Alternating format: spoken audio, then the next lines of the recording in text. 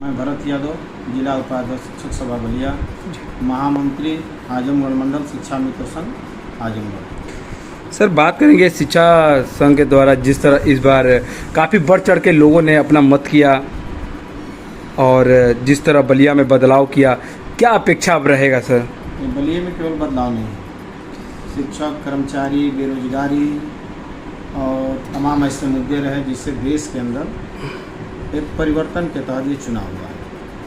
इस बार जनता परिवर्तन के लिए वोट किया और केवल कर्मचारी ही नहीं, इसमें आम लोगों का भी सहयोग रहा। तमाम मुद्दे थे, शिक्षक कर्मचारी के साथ साथ किसान के मुद्दे थे, बेरोजगारी के मुद्दे थे। इस मुद्दे पर विपक्ष अपना समझाने में सफल रहा और सत्ता पक्ष इससे समझाने में विफल रहा।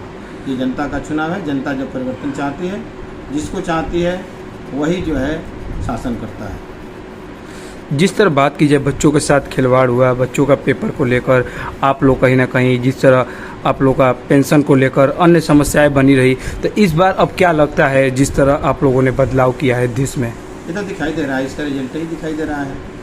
उत्तर प्रदेश में 40 से 45 सीटें गठबंधन जीत गई। ये कैसे जीती? यही उदाहरण है। जो समाजवादी पार्टी 5 सीट पे थी वो 37 सीट पर चली गई। जो कांग्रेस 1 सीट पर थी वो 5 से 7 सीट जीत गई। यही परिवर्तन है। वोट प्रतिशत बढ़ा है, लोगों में गुस्सा है। बेरोजगारी के तहत केवल कह देंगे और करेंगे नहीं तो उसका नतीजा सरकार को भुगतना पड़ता है।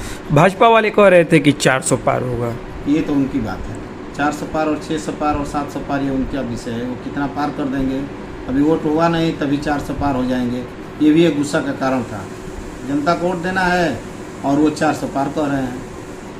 वो लोग तो कहते थे कि कहने और करने में बहुत अंतर है। जनता इसका जवाब देती है।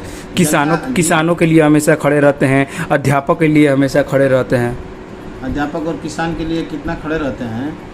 किसान अगर खड़ा रहते तो दिल्ली से लेकर और पूरे पंजाब से लेकर और उत्तर प्रदेश पश्चिमी के किसान 6 और 8 महीना प्रदर्शन कर रहे हैं।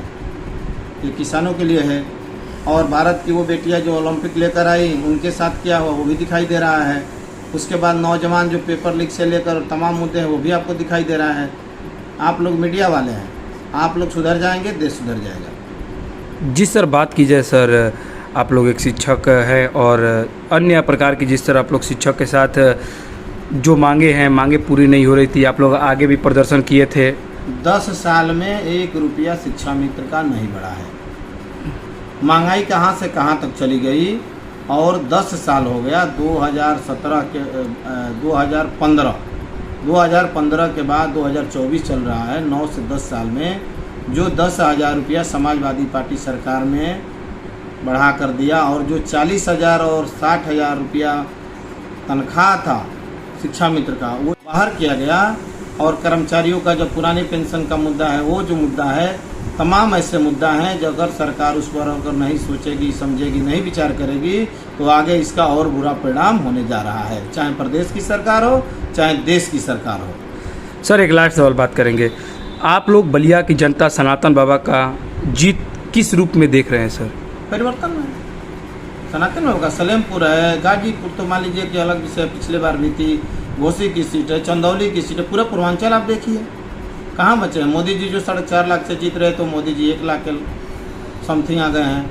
उनका अगर ग्राफ बढ़ता तो वो 4 की जगह 6 लाख से जीते होते, 8 लाख से जीते होते, 10 लाख से जीते होते। उनका खुद का ही ग्राफ घट गया है। अब उम्मीद है कि परिवर्तन होगा। उम्मीद क्या है? दिखाई दे रहा है, कहने की क्या जरूरत है, ये तो स्पष्ट दिखाई दे रहा है। देश के लोग जब परिवर्तन और एक माहौल था वो नहीं चला। केवल देश में हिंदू और मुसलमान से देश नहीं चल सकता है। देश में बेरोजगारी खत्म करना पड़ेगा। देश में तमाम ऐसे मुद्दे, उस मुद्दे पर राजनीति होगी तब सही होगा। रास्ता को कायम रखते हुए अखिलेश यादव ने यह साबित किया कि इस हिंदुस्तान के अंदर अगर सबको एक साथ रखना है, सबका विकास करना पड़ेगा। और माननीय योगी जी और मोदी जी अगर अपने आप में परिवर्तन नहीं लाए तो आगे और इसका बुरा हाल होगा। भगवान राम किसी एक के नहीं है, पहली बात। और दुनिया में राम सबको लाए हैं, राम को कोई नहीं लाया है। और इसका उदाहरण आप देख लीजिए अयोध्या। अगर अयोध्या में राम को वो लोग लाए होते तो चुनाव कैसे हार जाते? अच्छा, अयोध्या की जनता ने ये बताया कि नहीं, आप नहीं लाए हैं। भगवान राम सबको लाए हैं, जिसको चाहेंगे रखेंगे, जिसको चाहेंगे